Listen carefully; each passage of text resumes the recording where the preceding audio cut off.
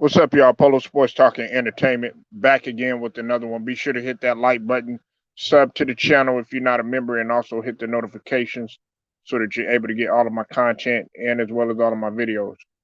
Now, last night, due to the epic collapse, well, I'm not really gonna say epic, but pretty much, man, they lost the momentum, to say the least, as the Boston Celtics were able to take advantage of that and go ahead and defeat the Heat 93-80. Um, you know, I think that it's really safe to say that uh, the Boston Celtics have this series. Okay, as I mentioned in the previous, uh, and you know, it was at first Miami was seeming like they controlled the series. They had the lead. Now the lead, this is becoming a tug of war, so to speak. However, I think that what is really killing the Heat right now is their lack of ability to hit shots. Kyle Lowry and Max Strus were absolutely horrible, but we understand Kyle Lowry's situation. Max Strus, there's really no excuse for that. Now they combined for 1 for 28. They shot 1 for 28 out of those two, and Jimmy Butler has been 7 of 32 uh, in games 4 or 5. He has not played well, and as a matter of fact, he had to lean on Bam, who also has been a no show and was a no show in this game too as well. Uh, we also know that Tyler Hero is a big part of that, regardless of what people want to say. You know what I'm saying? I know a lot of people don't like Tyler Hero and his attitude and all this other stuff. You know what I'm saying? But I happen to like Tyler Hero very much, and I think that uh, a lot of teams are going to be throwing him the bag, which I think that we should go after a guy like Tyler Hero. You know what I'm saying? I know Daryl Morey is focused on getting a superstar and everything, but we could use a guy like Tyler Hero. But we'll get to all that in a minute. Now, Derek White. Okay. Now, when Derek White initially had came over, I told several people on this channel that this was going to be a game changer for Boston because you have a guy that first and foremost knows Pop's system. And it goes back to what I talked about with Ama Udoka. Who was he a school of? He was a school of the Popovich tree. So you got a guy like Derek White coming over from the San Antonio Spurs. No, he's one of those type of guys. What I'm saying in the San Antonio type of culture that you do what's necessary for the betterment of the team. Pop isn't going to go for a guy that's all about egos and all that other stuff. Nah, you come in, you're going to be instant offense. He was sensational. Look, 14 points, 5 assists, 2 steals, and a block in 29 minutes. You're like, Polo, that's not sensational. Yes, it is, because the thing about it is he did it at the right moment. And you got to realize, man, they they tore the Heat up. I mean, they outscored them, especially in that second half. Um, you know, listen, you when you getting guys like Jalen Brown and Al Horford saying, praising you, then of course you doing your job. And you know, he was always a good player. I felt like it was a chess move for them, and Ima Udoka is lucky to have him. And this is the thing about Derek White too. He could start too as well. You know what I'm saying? But it doesn't matter. Him coming off the bench, that's that's a secret weapon that could be utilized. Now I know he didn't shoot that well the previous game. However, he hit some key shots and he played. he played pretty good defense. Um, I got to give the hats off to the Texas native man, Marcus Smart. All right, now Marcus Smart. Listen, he didn't need to sit up there and put a whole bunch of points up or anything like that because we know that he's still hurt a little bit or whatever. But the fact that he's playing his role and he's playing a point guard, I don't think a lot of people. I think Trudy King had alluded to this fact about Marcus Smart about him playing the point position. A lot of people don't look at Marcus Smart as a what you call a point guard or anything, but that's what he's playing. He is playing the point guard. And see, this is another thing too that I don't think people necessarily recognize about Marcus Smart and his ability, and especially like on the offensive end too. People got to understand that when he was at Oklahoma State, he played the combo guard, and then when he was in high school, he played the combo guard. If you look at Marcus Smart and you look at him in the gym and you're just playing with him like in the off season, he could play point guard position. He could play the shooting guard position. He can also create for others. But what you know him for is a defensive player. You know him for a defensive player. However, he was able to go ahead and put all of that together, and it worked for them, even with him being less than 100%. Now, he was able to get easy shots. Uh, he was able to get the other people easy shots, and he made some difficult shots too. And I think what really killed Miami too, and really put the dagger in their heart, was that 24-2 run. Okay, we really had to understand that. Now, Vincent, I I like Vincent. You know what I'm saying? Vincent, he's been a good factor too. He did what he could do. He shot 50%. He had 15 points, and this is for on Miami's end. But he only played 23 minutes. Now I don't understand why Spoelstra was limiting his minutes because when he comes in, I mean he was giving you so many looks, whether it was off the dribble, some step backs, just some creative shots and stuff. And I'm like, man, this guy should be getting more minutes. Uh, but of course, there was a difference between those two. When we talk about Vincent and when we talk about you know having to guard Brown or having to guard Tatum or having to even guard White, especially on the switch. Listen, there were a couple times. I think it was in the third quarter uh, that the Celtics were clearly overmatched and oversized in terms of the wings when you put them on the island by themselves. When you talk about Vincent, um, and Tatum was able to just have his way and either get the bucket or even get to the line. Uh, you know, Another thing too was that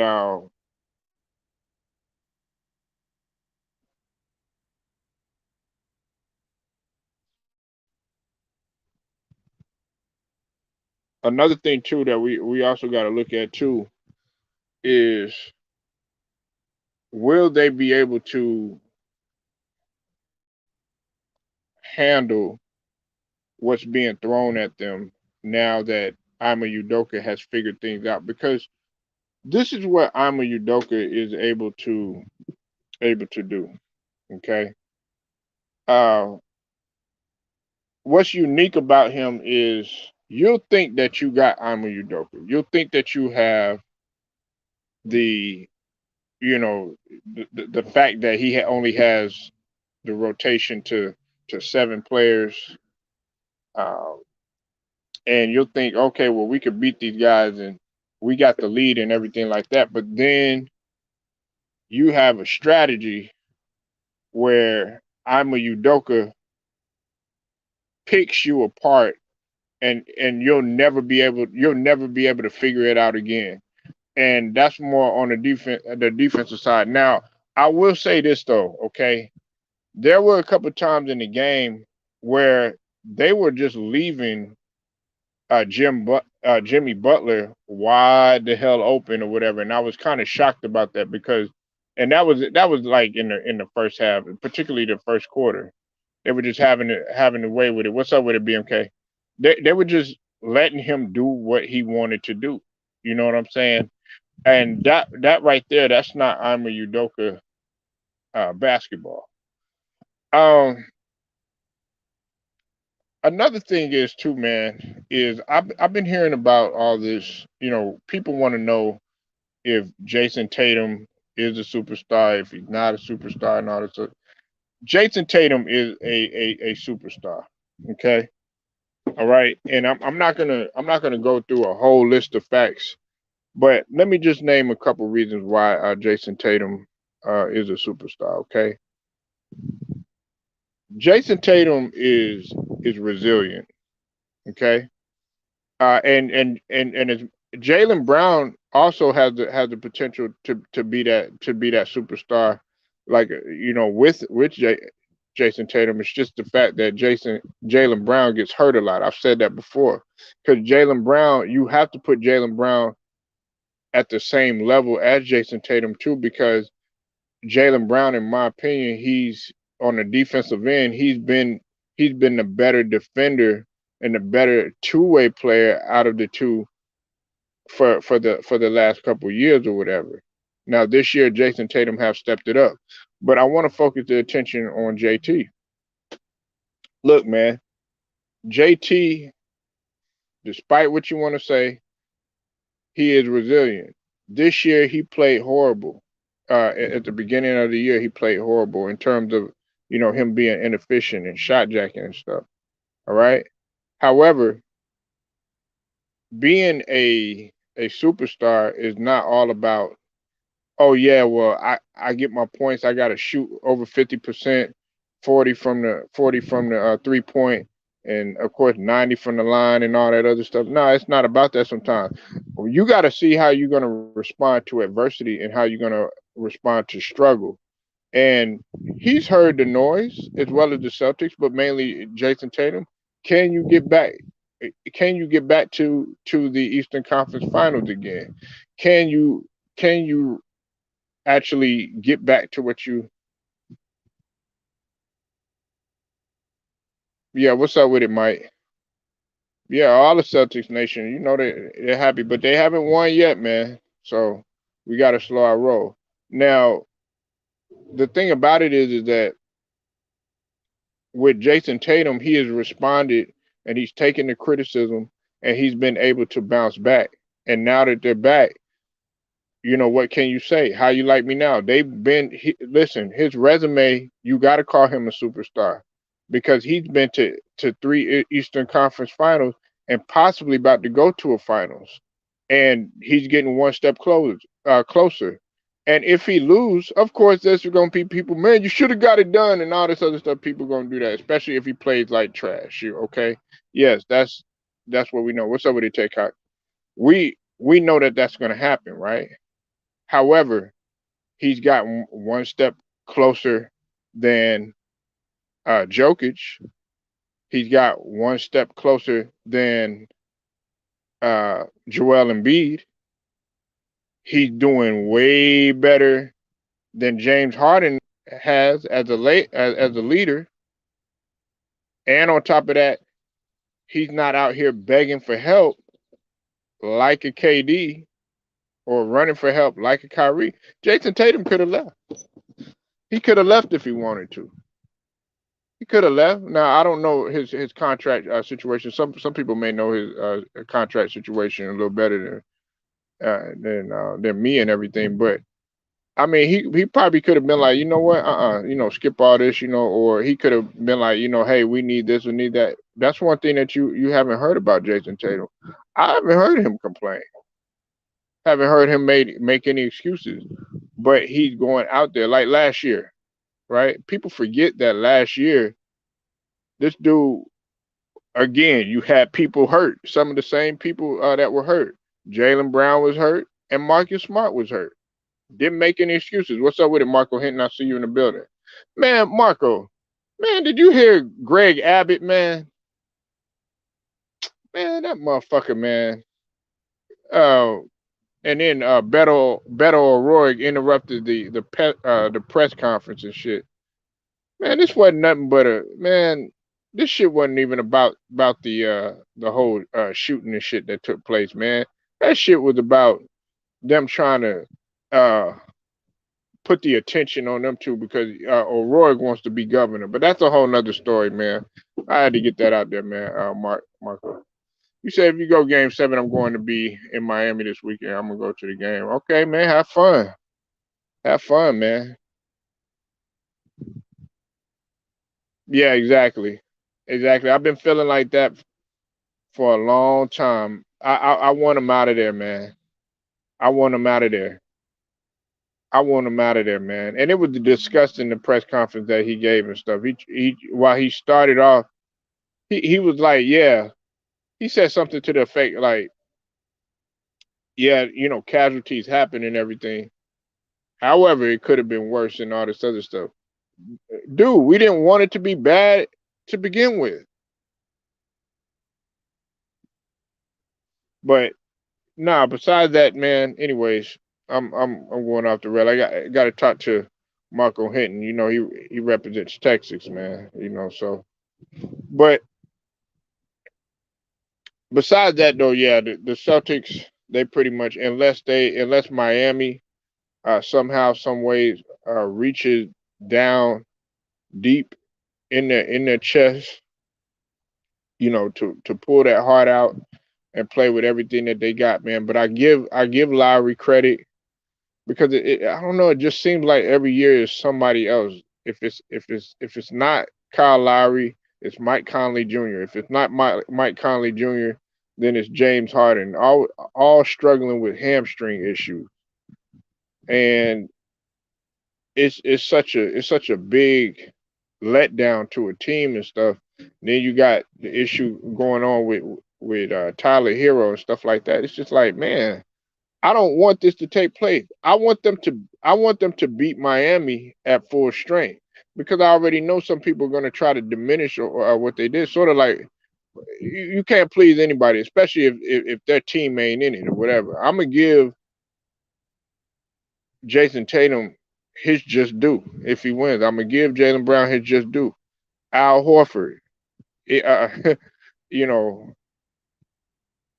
40 years young, still out there doing it. You got to give these guys credit, but more importantly, you got to give Ama Udoka his credit or whatever. He's bringing the best, and they see that it's buying in. Now, here's the kicker: are they gonna continue this though? If they win, they win because usually, we don't want a repeat of what happened with the 2008 Celtics. You get one game, you get one finals in, and everything. Then next thing you know, that's it. Can they continue going deeper every single year? Can they repeat possibly if they win the championship? Because some people are talking like Boston's gonna win the whole thing. I haven't really made my mind up on that. If they get to the finals, you know. Now something could turn around though. Something could turn around. Now I'm talking. I'm kind of talking in the prison of the moment, like Boston's gonna win. But you never know, man. Miami, Jimmy Butler, I've never been one to doubt him. He could come out and have a phenomenal game. So could some of those other guys. But some of those other guys have never been in this type of situation before. Jimmy Butler, he's been to the finals. Okay, Eric Spoelstra, he got championship up under his belt. Kyle Lowry, he's been there before. Bam, he's been there before. Tyler Hero, even though he hurt, he's been there before. Even Duncan Robinson, they've all been there before. But guys like Struess and Vincent, some of the other guys on that squad, They don't have that type of experience, so they kind of like they shell shot. But Jimmy Butler has to step it up too. He's got to step it up too. Him and Bam, they both got to step it up. I'm not giving anybody no passes because the one thing that I don't do is I don't sit here and just because Jimmy Butler had such a phenomenal game, the first the first couple games and everything. Nah, you still got to show up, man. Your job ain't done.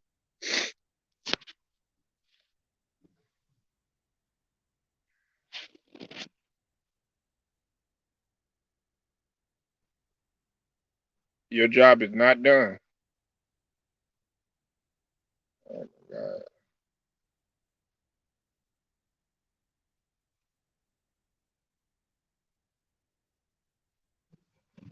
Sorry, y'all.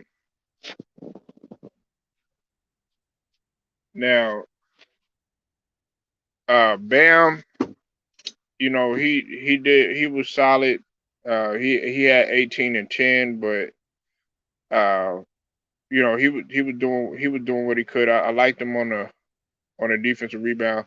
Another one that I don't think is getting enough credit either is PJ Tucker. He did a solid job for what he could do. They're just not able to score the basketball. They're not getting the scoring from where they really truly need it. They need extra help from Oladipo. They need extra help from Martin came in, but they're getting limited minutes. You know what I'm saying? They're only playing 15 minutes.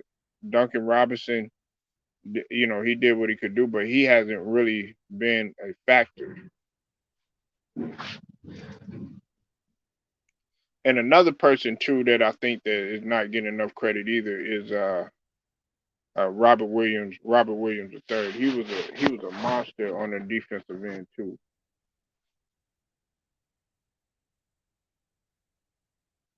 You said from Texas to Atlanta to be to the whole world. Salute. What's up? What's up with it? What's up with it, Think Tank? I see you in the building, man. Yeah. So besides that, man, it's looking like Miami. I mean, I'm sorry about that. Boston is gonna close it out. They they got it done on the road. Uh, Jason Tatum, you know, they seem to play better on the road than they do at home. I mean, that's just my personal opinion. I think Jason Tatum, he has that fearlessness to play on the road. Now, this is the thing about Jason Tatum where he's going to have to mature and he's going to have to show his maturation in this, and I would say in this part of his overall growth as a player. He's going to have to learn to look, see, you already, man, look, think tank, man. We don't know that. I'm laughing, man, because you already said, well, fuck it, they already going to the finals. So who you got? Oh man, look. First off, we got to see what happens because Miami could come back and could win. Think tank. So, but if it is the Celtics versus the Warriors, man. Even though I picked the Celtics to win it, man, but I want to see a good series though.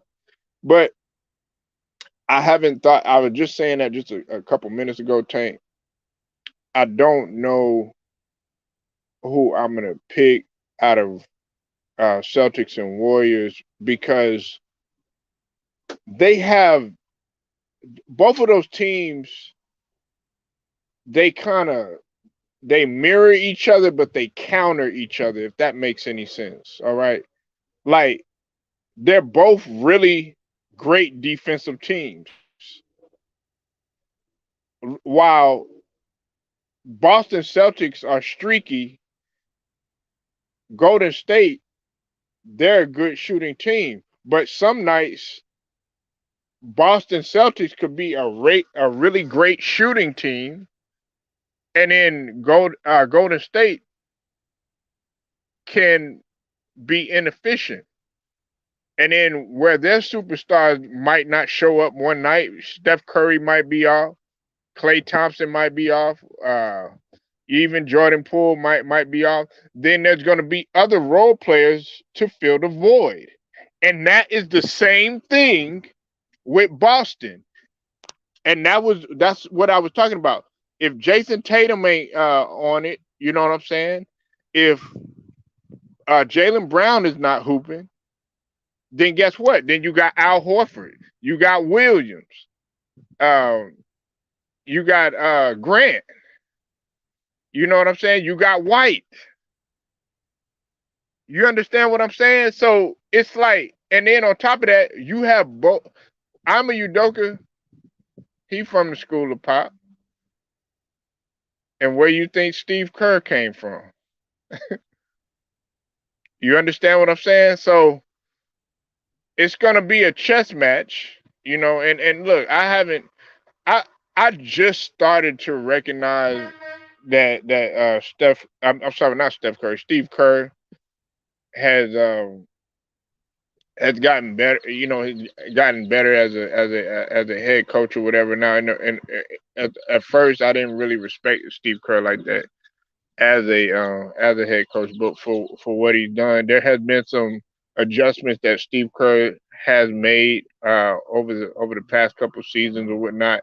That you know you got to give him his credit or whatever. You know what I'm saying, for what he's had to work with and what he's had to go through or whatever. You know, last season, uh, you know, I thought that the Golden State Warriors were really going to fold this season, but they've proven wrong. They bounced back and they've came back having a core, having some new pieces and stuff. But it's both of these teams, man. It could to say the least. Think Tank, it could go either way, man. It could go either way,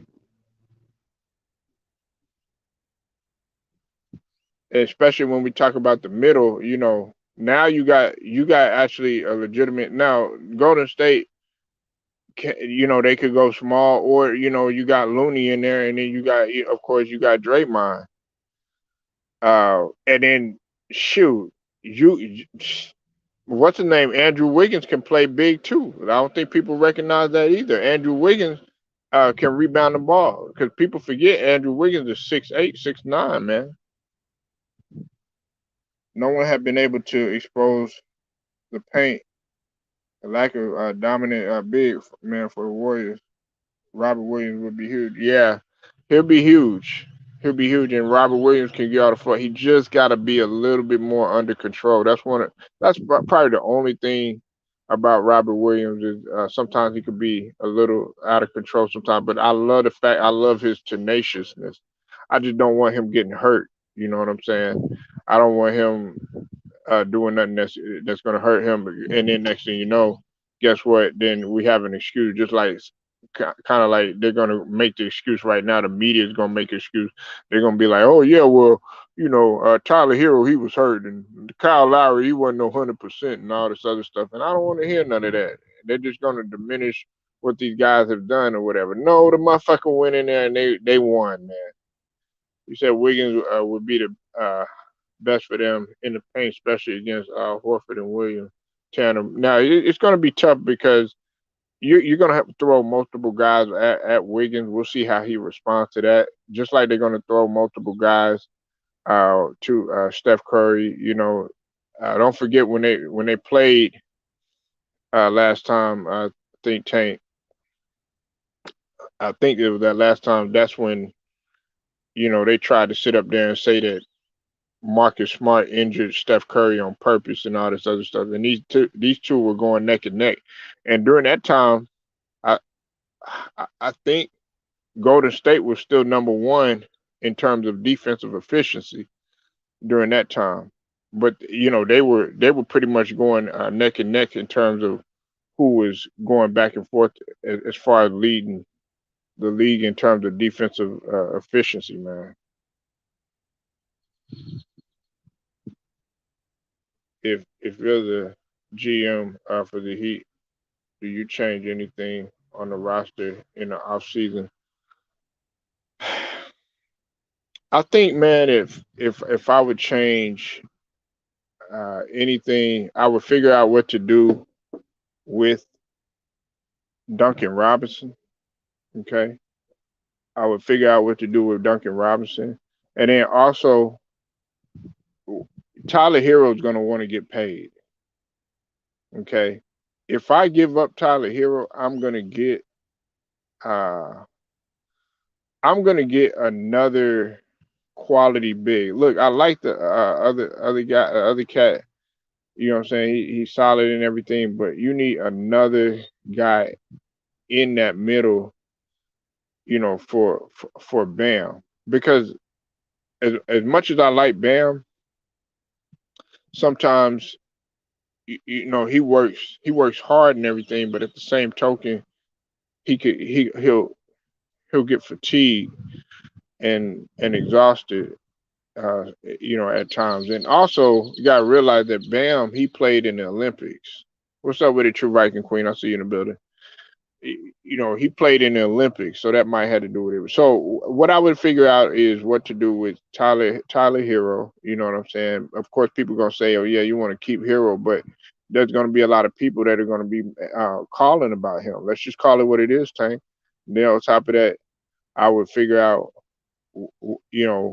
what to do with some of those players that I haven't been utilizing. Like Duncan Robinson, you went from utilizing Duncan Robinson in the finals, utilizing him all last year, you know what I'm saying, one of the top 3-point shooters, to now you're barely using him. But then also Vincent, listen, Vincent is a guy, man, he's efficient. He shot like 50% last game. I'll trade Duncan and Hero too. And Lowry got to go. Got to go. He looked out of shape. Not well. No, no, no, no. Listen, I disagree with you. I agree with you on what you said about Duncan and Hero.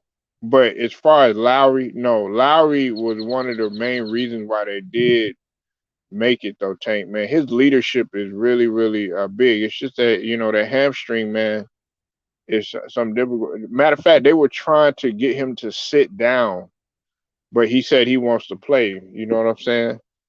Nah, I'm keeping Lowry, man. I'm keeping a guy like Lowry because you have experience, you got leadership, and that's another point guard. But I would be looking at Vincent and Struess to really get into because those guys have never been there. Those guys have never been there. Lowry has been there. Bam has been there. Butler has been there. Hey, even Duncan and Hero have been there. And I know it was a bubble. I know it was the Chippendale, you know what I'm saying? Rescue Rangers and all this bullshit, ring and all that shit. But they have experience. They know it's like to be. They've been in the trenches together, so to speak. So yeah, that's a good, that's a good question though, Tank. What you would do to make this roster beneficial because I talked about it yesterday. The Sixers are we're gonna be making some moves, and the person that I would like to go after, or well, at least one of the people is Tyler Hero. I think he would be a tremendous fit for us, man. A Tyler Hero, and like I mentioned this morning, I wouldn't mind having Dwight Howard back on our roster. But no, I'm not getting rid of Kyle Lowry, man. You know, Kyle Lowry and PJ Tucker were difference makers for this year. You definitely don't want to get rid of PJ Tucker. Oh man, Tank, man, bro. Oh man. Oh man. Tank. Nah, man. Uh-uh. I would it would be Hero for uh for Thibault. They probably would want Harris. I wouldn't want to give up Harris for Thibault, for Niang and Milton. That's what I would do. Yeah, man. Come on, don't do that, Tank, man. I'm gonna knock on wood that you said that, man. We can't give up Tank, man, because he evolved as a player. I'm gonna say this before I bounce out. He went from shooting 30% all the way up to 42% from three. He went from averaging 8 points all the way up to 17 points. You understand what I'm saying? And he's involved. He's evolved as a leader, and more importantly, he's evolved as a versatile player. He can not only play on the ball, he can play off the ball. If you go back and you go look, he's been better in the catch and shoot situation. Yeah, I know, I know, man. But unfortunately, man, unfortunately for us, man, it's a big possibility that it could take place, man. But we'll see what happens, man. That's one of the things that we got to address because, as you know, James Harden is actually eligible for extension. A lot of people talk about Kyrie to Philly. I'll talk about that later, though. Well, I'll talk about that later, though, Think Tank. But I'm getting ready to bounce out right now, man. Make sure y'all like this video, share it, subscribe, hit some notifications so that you are notified. Polo Sports Talking Entertainment. I'm going to get at y'all later.